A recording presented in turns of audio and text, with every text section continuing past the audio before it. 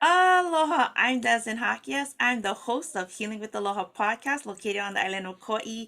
On this podcast, we talk about grief, mental health, passion, and just dealing with healing, guys. We're all gonna go through something, but there is a way for us to navigate personally, uniquely, and individually. And so today I have a special guest. Her name is Kimberley Pittman-Schulz. She is an award-winning poet, author who writes, teaches, and speaks about debt, living mindfully, and being a force to change the world. With 25 plus years as a philanthropy leader and charitable and end of life planning advisor, Kimberly has worked with incredibly diverse people looking for meaning after the loss of a spouse, partner, sibling, child, parent, grandparent, or a beloved animal. Her focus to is helping people cultivate joy every day so that they can be more deeply experience the meaning and beauty of their one and only lives. So with further ado, guys, this is Kimberly. Hi, Kimberly. Hi, Deslyn. So nice to be talking with you in this wonderful world where you can be there in Kauai and I can be in Northern California and we can have a chat along with all of your listeners who are far flung. Thank you so much. Yes. In the midst of the pandemic, we're able to connect with people near and far. And so I'm honored to have you here with me from California. Um, Thank you. I'm so, honored to be here. so I'd love for you to share, what led you down this path to be able to talk about grief and, the importance of us processing so that we can be able to stay grounded and to embrace life. It is an interesting area, isn't it? I mean, I had someone say to me, "Gosh, all you do is talk about death and grief," and it's like, "Well, no, it isn't. But it is part of our life, And you can be very positive, but none of us get out of it alive. And I think for me, the path began very early as a child. I had, as a toddler, lost had a serious loss as a child. I lost my two sisters in a fire. We were in the same room in the same house, and I was able to be saved, but they were not. And so, from the time I was very small, I started learning about the mystery and the magic and the unpredictability of life, and that one minute people can be here and you just never know. And then over time, anyone who lives on the planet long enough, and you know this, I know you know this, Yeah. you are going to lose people and special animals that you love, and yet you have to keep going on and find a way to take them forward with you. You can't take them with you as a physical presence, Hmm. but you need to find a way. We all need to find a way to be able to take them with us. I personally don't believe, at least for me, of sort of like, oh, that's in the past, move forward, don't think about it. For me, it has been about learning how to take beloved others with me, and sort of, be their eyes and ears. And in many cases, it's been part of what's helped me to get out of the deepest parts of grief. Mm. Yeah, and a lot of it too is it's not like we're educated from a young age how to prepare for the loss of a loved Right. one or transitioning in life, because there's different types of losses. Do Right. you find that that's what sometimes makes us feel like stuck, or we can like have a hard time navigating because it's like you said, like we don't want to Yeah. necessarily move forward without our loved ones. Um, just knowing how to reframe it so that we can go about it in shifting our mindset about it. Yeah, and I think, every culture is different. I've had some professional roles in the past where I had an opportunity to travel a little bit internationally and interact with some different cultures. And in some cultures where they're still dealing with illnesses that here we think of are unheard of, but are, things like not having basic water makes you susceptible to all kinds of illnesses that would not affect us here or kill us here, but kill other people, other places. So people live with it as more of a part of their daily life. I feel like in the developed world, and particularly as we are a population that's getting older and older, we're all living longer.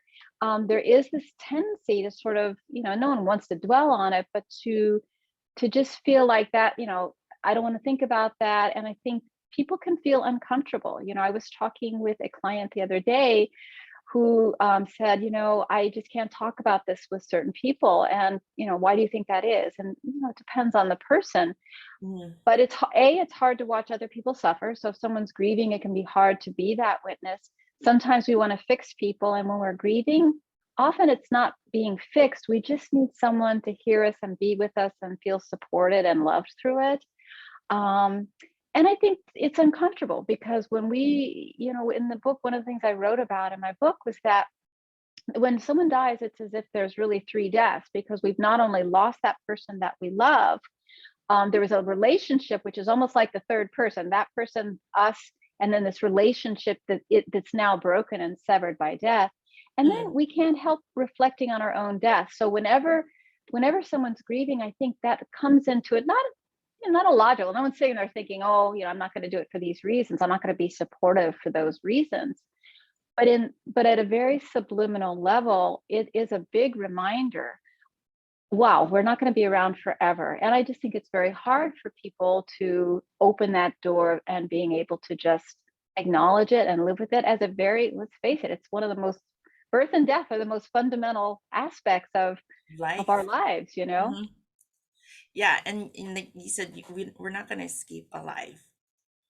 So At least not eventually, in this body. I mean, yeah, everybody has different philosophies and beliefs about what's next. But in terms of this particular place and time and body and spirit and all of it coming together, for me, this is the only thing we know about is right in this minute. I mean, we don't know what we're going to be talking about in 5 minutes until we get there, right? All we know about is what's happening right this now. moment, yeah.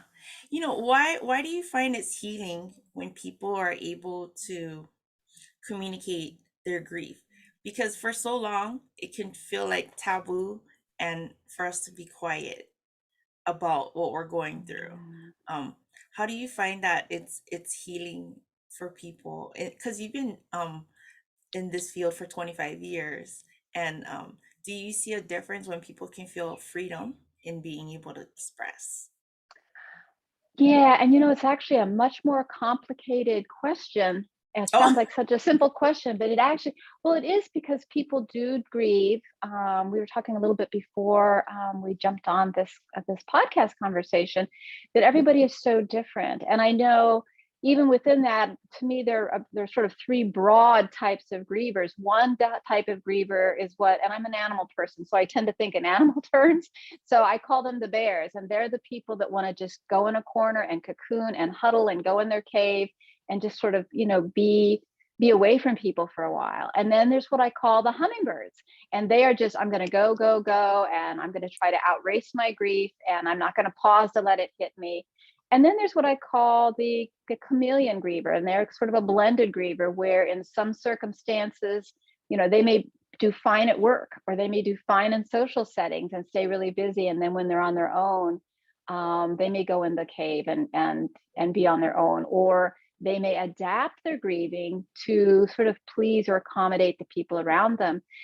So where I think it's important to tell their story is it's helpful for people to share their loss with others, because I think it helps you process it. And the telling is the processing of it.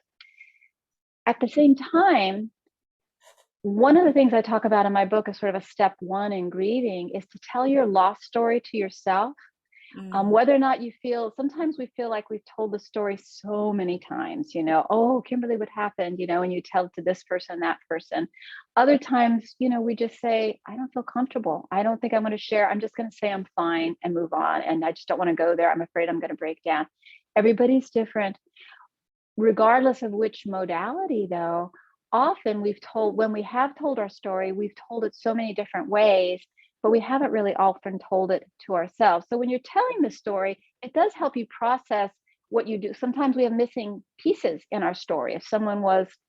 I've worked with people that have had murdered children, for instance, and their minds go a little crazy imagining what the final moments were like for their child. Who wouldn't? And they don't have all the pieces, and their minds try to fill that in. So the process of telling the story helps you begin to work through some of that. mhm. But even if you don't feel like you can share with others, finding a safe place and being safe yourself where you literally can tell your story to yourself It sounds a little crazy, but it's incredibly powerful. In some cases, especially if you told it to a lot of people, because we're always adapting it to that audience, if you will. But it does help you process. It helps you get a little bit of it out, and you don't tell your story once. I have, um, you know, I was a toddler, my first loss. At different points in my life, that grief has opened up for different reasons. And the story changes because you're going to have other losses layer on it. And then you have series of deaths. I just spoke with someone who's coming off of a series of deaths. And this last one was like a trigger. And Mm. even though she wasn't as close perhaps to this one individual, it triggered these recent other losses and they just compounded. And she said, I haven't talked about any of those, and Mm. that's why this one is hitting her so hard. So it is a bit of a relief valve, if you will. It's like when the tea kettle starts to whistle. If you have a whistling tea kettle, you want to open the lid, right, at some point and let the hot water out. Yeah, no, and I think, definitely, like sometimes it's gonna like it gets to that point, but it takes time.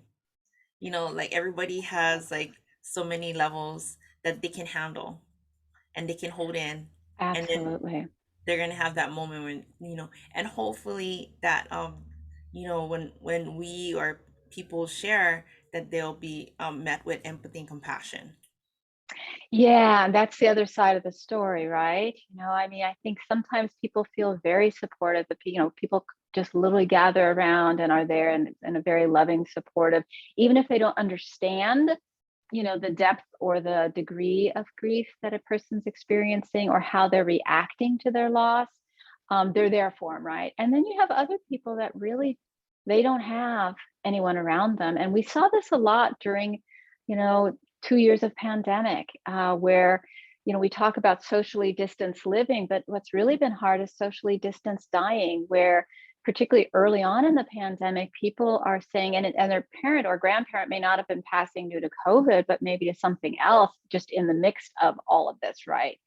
And so, not feeling like you have that proper way of being together and supporting each other, it is one of the blessings of our crazy technology that can drive us a little nuts at times. It has allowed us to connect. It's not quite the same as me being able to reach to the screen and give you a hug, Yes. but it does allow people to connect with their loved ones. So I think that's one of the things I often to say to people is if you don't have people in your environment that can really support you in the way you needed to be supported, you're not restricted just to friends, family, whatever. Find those other people in your environment. It could be the person you've gotten to know at the grocery store. But you also have the internet, and there are a number of supportive groups and organizations out there that can help you feel connected.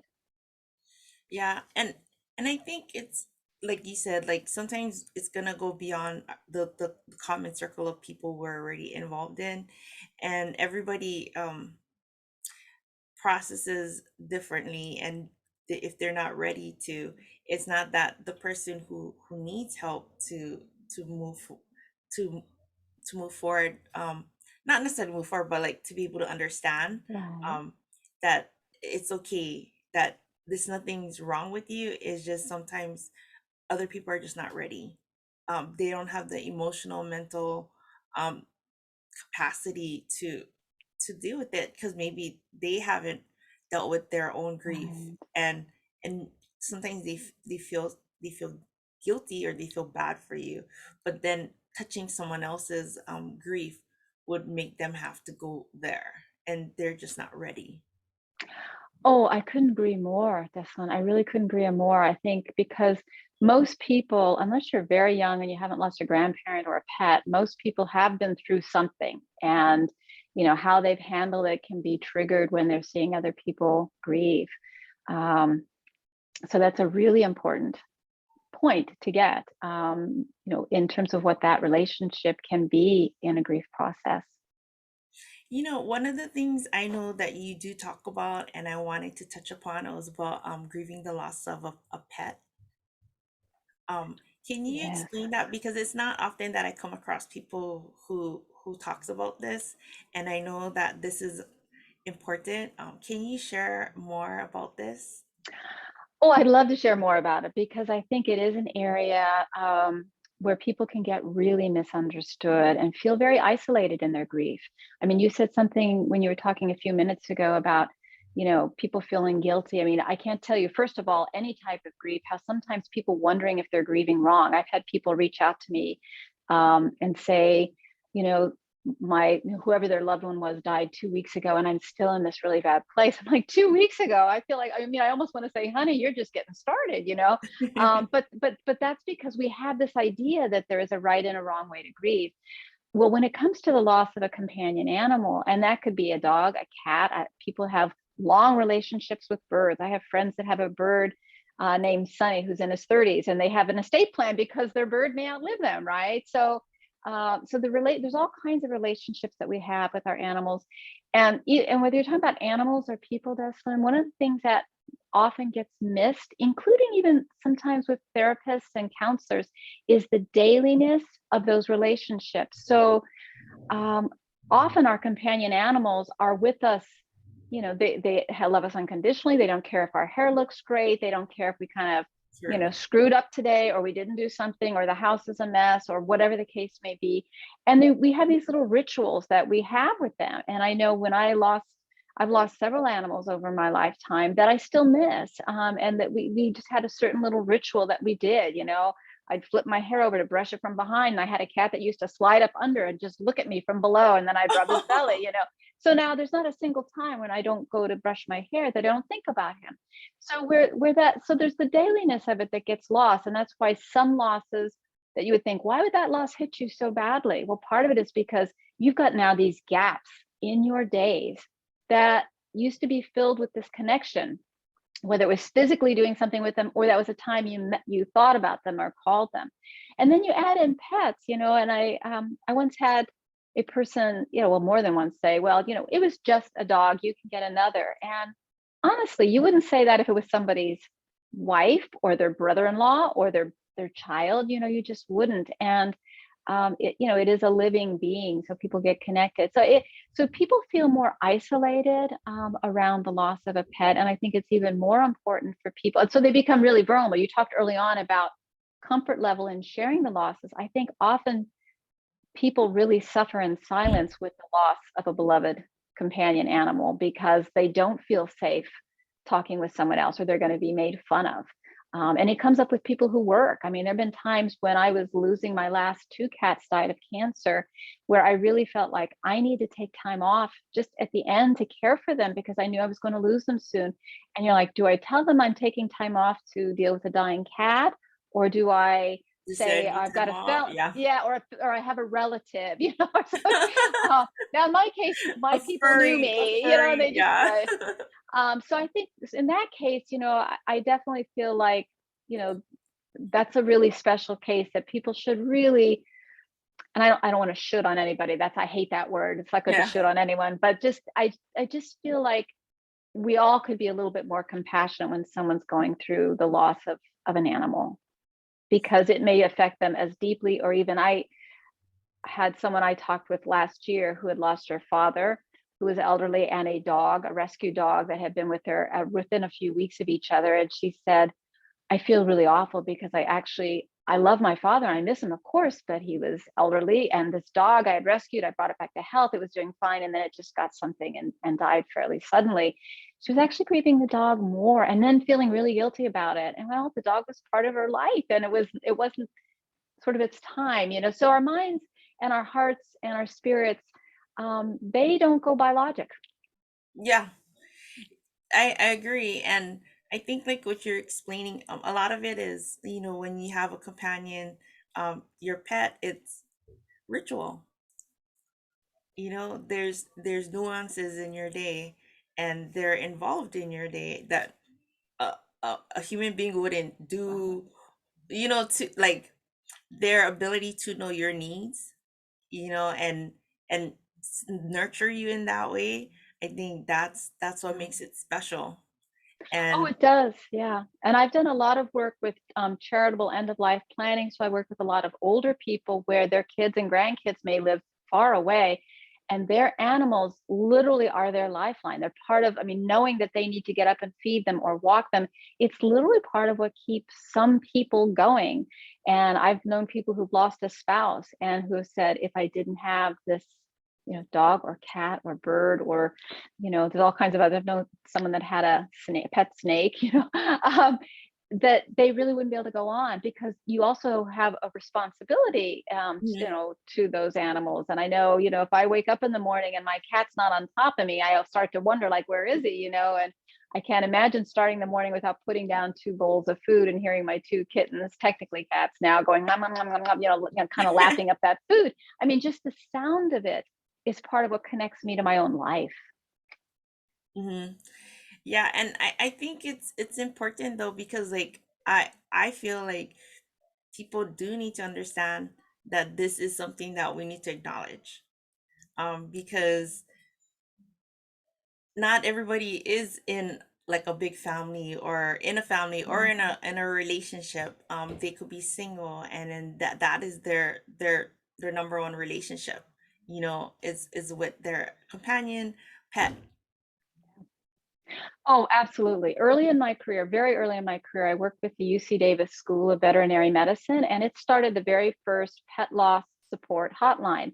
And the goal was primarily actually to train veterinarians because when you're a veterinarian, you have two patients, right? You have the animal patient and then you have the human that's attached to that Mhm. animal, and they have emotions and worries going on, and they feed what happens with the animals, right? Because they're in tune with emotions and all that.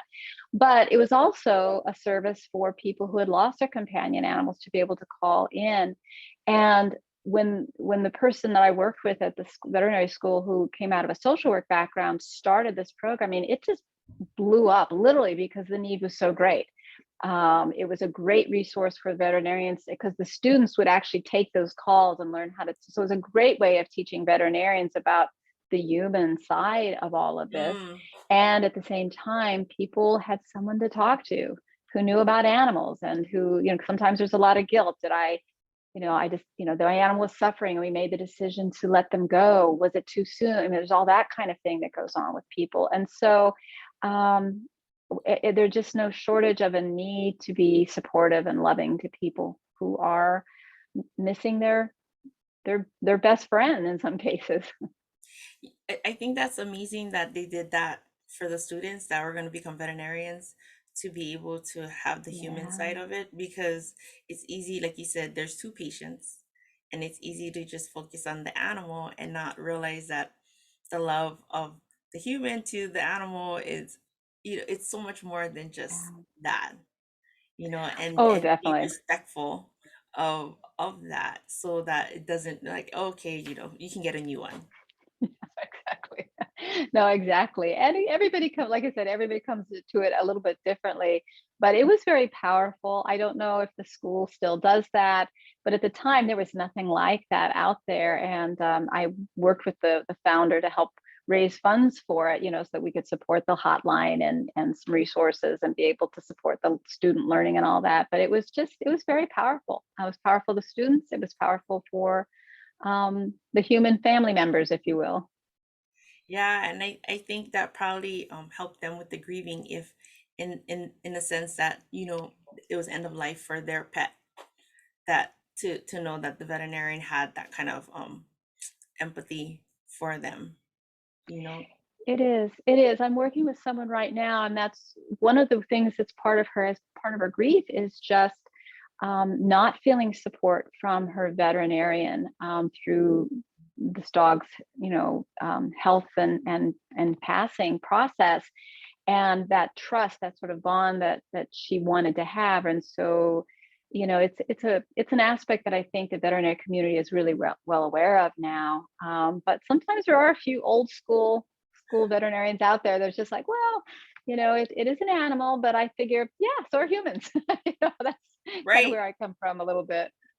Yeah, it's just the dynamics, just being able to be well aware of, it's important to us. I wanted to ask you something. I see you talk about like grieving mindfully. Can you explain what that means? Yeah, I didn't used to have a good phrase for that. when I had lost my mother 2 weeks before my mother died, and we knew her passing was coming. She had terminal lung cancer, but 2 weeks before she actually passed, and even though you know it's coming, you just never really ready for it. And I had a complex relationship with my mother, so that affected how I grieved her too. But 2 weeks before, my friend and next door neighbor took her own life, actually under the tree that my kitchen window looked out upon. I did not witness it, but I could never look out at that tree and just sit there wondering, what made her. You just start all the what ifs, what ifs, what ifs. And so I had about 2 year grief process, a really long grief process. And right now, there's a big debate in the grief world about whether or not grief is an illness or whether or not there should be a diagnosis. And I don't think grief really is an illness, although I think having a diagnostic code will actually help people access care that maybe in the Mhm. past could not, some therapy or support or counseling. Um, but it's not really unusual to grieve for 2 years. Some people grieve for 5 years, but I also have to say, if we had the choice to get back into our lives sooner, it's a different life. But if we can choose to get into our lives sooner, I think most people would rather do that rather than kind of really being immersed in some pretty dark places for a long time. So the grieving mindfully really started for me with one night. We had moved to a place near a river, and I'd let go a lot of my routines, right? But I always lock the doors every night. And so one night, I was about to lock the doors, and I hadn't been out to the river, which is right near our house. So I walked out at night to the river, and I just stood there, Deslin, and I listened to the water flowing. And I actually almost sounded a little bit like voices upstream, which it wasn't. It was just the sound of the water moving over the rocks. There was a little bit of breeze, and I could hear like a bird shift in its roost above me, and it was a little chilly and damp. So I felt my skin, cool and chilly. And I just stood there and listened. I was just in the moment. And as I was walking back to the house to lock the doors, I had this aha moment, Deslin, where I realized in that few moments, and it was really maybe 3 minutes, I wasn't grieving. Now, I wasn't ready to jump for joy and have a party. I was okay. But when you're deeply grieving, and I know you've been here, Yeah. feeling okay is like a major landmark. And so I realized if I could do that by accident, I could start doing that on purpose. So I really got back to a ritual in the evening and in the morning of really spending that time to just be in the moment, in the space, using all of my senses. And I started calling it, come back to your, tiny, because it was very small, just a few minutes a day, tiny come back to your senses rituals, where I had a ritual of going out and saying good morning to the morning, and then saying good night to the night, and just really using all of my senses to experience whatever was happening in that moment. And that really is mindfulness. So to me, grieving mindfully is being able to take a break from grief by immersing ourselves in a moment, allowing ourselves a break to just experience. You can do it when you're with people and you're just experiencing the person in front of you. Right now I could be, grieving mindfully. We're on a Zoom meeting, so I can see your lovely smile. And so I can really just take in and appreciate you and who you are. And I have some flowers I bought recently for family visiting, our first in over 2 years with the pandemic. And I'm taking in that scent right now. So in this moment, I'm using all of my senses. And so when I say grieving mindfully, it's a little bit turning the analytical mind off and the judging mind off and paying attention. When I was a kid, my mom would be like, pay attention, be mindful what you're doing. So it really is just sort of paying attention to your very own senses and being in that moment. And that will give you a break. And it may start with just a few minutes a day, but then you can build on that and you can grow on that. Yeah, and I think that's special, and I've never heard someone say it in that way. But like you said, giving yourself that time to be grounded, even if it's like a little, because a little goes a long way. I've often told people that for some people, success, when you're grieving, is just getting out of bed. Oh, yeah. Yeah, absolutely. Because, and again, when you talk about being able to support people in grief, it often isn't understood. Like, and even myself, one of the reasons I wrote my book, because I thought, does the world need another grief book, right? Yeah, But when I went you out and do. looked at what was out there, And I actually went on Amazon to look at, how what people said they liked about different books and what they felt were missing. And I thought, yeah, there is a place. I want to do a little bit more how to there, because often there'll be things like, or suggestions like, go take a walk when you're grieving. It'll be either a distraction or it will relax you or all of the above. But like you said, I'm thinking of a person I worked with last fall who said, I can't get off the couch. I love walking, but it's just that getting off the couch. And that's where, these tiny come back to your senses rituals where you kind of take that break can give you just enough juice to get off that couch and get your foot out the door, right? It's a lot harder than people think. Sometimes they really need to figure out, how am I actually going to do the most basic of things and we take for granted when life is going better. Hmm.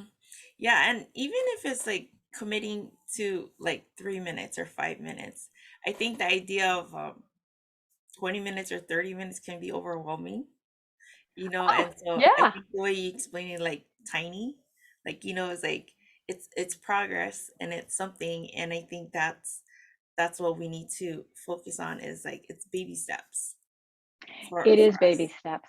And and like I said, here we're talking about people that are more likely to be kind of that drawn in bear griever. But for those grievers are like, well, I'm busy, I'm getting myself out the door, but they're just nonstop. They're not really pausing to really acknowledge what's sort of going on, maybe more deeply inside. So it works the same way for those individuals as well, that ability to kind of stop, pull the wings in, perch on a branch for a minute and just look around and feel. Um, for some individuals, that's what taking a break from grief feels like. It's actually slowing down and just Mhm. taking a pause to just feel. And it's Mm. scary. It is scary because, we may feel, that love. I mean, it would be so easy if we didn't love anybody. If we just would stop loving, the grief thing wouldn't happen. But we do love, and the love doesn't stop when death visits us. Love doesn't stop, and so that's scary for people, and it's understandable. And yet, there's also this sort of ah, when you have that little break, and if you can turn off the mind a little bit and just literally focus on your senses, or even one sense, focus on your sense of smell or just listening. Close your eyes. If you're a visual person, close your eyes and just listen, and you discover there's this whole world that's always been there, but you've been really busy and you just didn't hear it.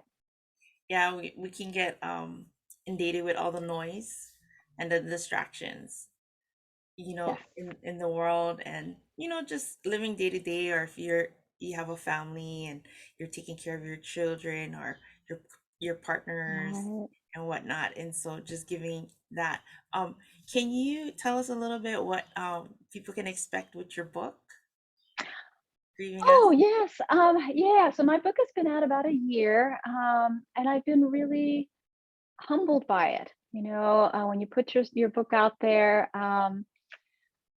I've had people reach out to me who read the book and talk about how much it's helped them.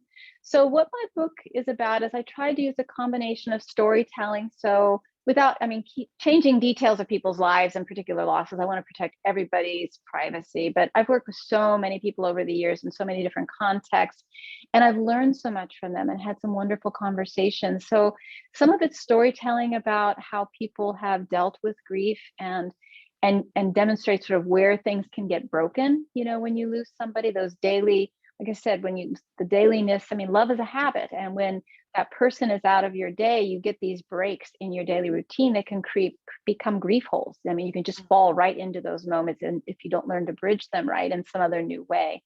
So the book is some storytelling. It's also, each chapter has some very practical practices. So it's not just go take a walk, but literally, this is how you take a tiny come back to your senses ritual. This is how you create one. You might, for step one is first maybe a breath, and so you may not even use your senses yet. You may just start with taking a few breaths. So literally breaking it down and giving people some very practical, tiny, easy beginning steps, and then how to build on it. How to build.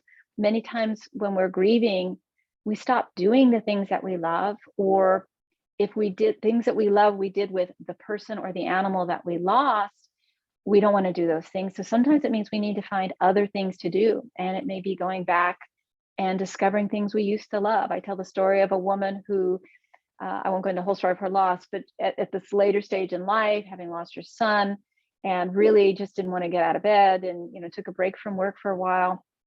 She had an amazing story actually, but she ended up connecting. She was sponsoring a child in another country, and the child talked about in one of the letters to this woman about how much she loved to run, and it reminded this woman that when she was young, she liked to run too, and she couldn't even get. She said, "I couldn't even get out of bed, to have you come and meet with me today. That was the most I've done in weeks. To just sit down with you." But the point is that triggered something. And so one morning, because of this little girl's letter, she got some tennis shoes and she got up and she said, at first I couldn't even run, out my door, let alone very far. But she started doing it. And she said, where I could not get up and shower and get ready for the day, now I'm up, showered, and ready because I want to get my my run in early. And then she set a goal of someday actually being able to travel overseas and actually run with this little girl. So you just never really know, but it does start with these tiny little things. So it's practical, but also storytelling to help you maybe see a little yourself and see some options for yourself that you might not see. Yeah, and it'll probably be insightful. I mean, it could be helpful for yourself, or it could also be helpful for you to be able to help other people. You I know, appreciate you saying that because one of the things I hadn't thought about is very often conversations I've had and emails I've had with readers, that it was a gift. It absolutely was a gift. And around the holidays, I saw some of the sales going up a bit. So it is, which is it's just been yeah, it's been really humbling because I've connected with people. I had a wonderful connection with a young lady living at Vietnam last year when COVID was hitting really badly, and she was grieving her parents, but at the same time, COVID had really taken an uptick in her country. So she was literally isolated in her apartment, and she was sharing with me what was happening outside her window. And it was just her and her cat. Um, and it turned out her cat looked a lot like my cat, and so we shared cat photos. And I would have never had that. I would have never had that connection with this wonderful person, and who felt really, she said, "Your book is magical." I cried, Deslin. I mean, so you what you want for me, it's about, can I be helpful to someone else? Could I make the load a little easier for someone else, or shorten, the pain a little bit? That's really what it's about. So that's what I hope the book will do for some. It's not going to be for everybody because everybody has different, yeah, different everybody has their tastes. different perspective. Yeah. But right now it's last time it was on Amazon, it had 5 stars, so that made me really feel very humble. And I want now I've got to live up to it, right? So what is the best way for people to connect with you? Where can they find you? Well, my website is poetowl.com. That's poet like the poet and owl like the bird, all one word. And my book is available wherever books are sold. Amazon is the big, monster on the planet, selling 72% of the books on the planet. I do encourage people to go to their local bookseller and let their local bookstore owner order it for them. But that's how you can get to me. And my book is called Grieving Us, a field guide for living with loss without losing yourself. And on my website, you can click through to find the book and find more information about, mentoring programs and other things. And then is there any particular social platform that they can find you on? Well, Deslin, I'm not as talented as you on all of your social platforms. You inspire me. So I'm beginning to look at working on Instagram. I'm not a lot out there, and I'm a writer. So I've done some blogging in the past and just starting to set up Oh yeah, no, something on everybody's at Substack. different stages. But Instagram is where I'm going to be doing maybe some micro blogging, if you will, over time. Okay, great. Well, I appreciate your time and thank you so Thank much for you. sharing with me, about grief, not just for us humans, but also for our companions with our animals and just knowing that, nobody really can understand what we're going through, but in some way or shape, we can support one another in the process of our grief and our journey. And so thank you so much for your time Thank with us. you. And Thank you. I look forward to seeing you progress and sharing more on Instagram. But guys, thank you so much for listening to us here on Healing with Aloha, and thank you, Kimberly, for your time. And Aloha. aloha, guys.